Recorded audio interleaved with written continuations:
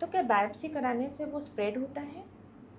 हमारा जो सारा ट्रीटमेंट है वो डिपेंड किस चीज़ पे करेगा, what kind of cancer it is, whether it is first cancer है कि नहीं है, अल्सर है, how would I know it is cancer?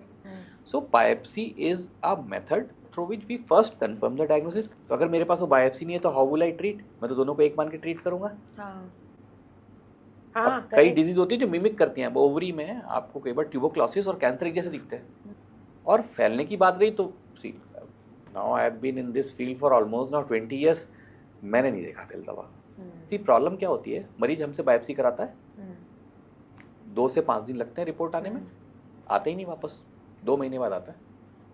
क्यों? 2 महीने बाद तो आप क्या एक्सपेक्ट कर रहे हो? हाँ, this is very very common thing. वो तो बीमारी जहाँ थी वहाँ से 5 जगह और फैल गई। अब वो कहेगा बायोप्सी कराई थी, छिड़वाया था हमने कैंसर, इसलिए फैल गया। कैंसर कोई दिमाग लेके थोड़ी घूम रहा है जो छिड़ जाता है बुरा मान जाता है। Oh my it's a God, disease. really?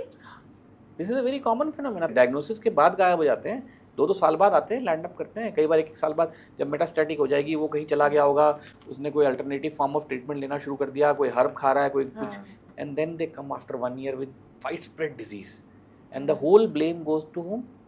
कि बायोप्सी करी थी हाँ, तो वो फैल जो गया। हर्ब्स खा रहा था उस पर ब्लेम नहीं करेगा, हाँ। वो इवेंचुअली बायोप्सी किसी का हुआ, पूरे गांव में हो गई कहानी, छिड़वा लिया था इसलिए फैल गया।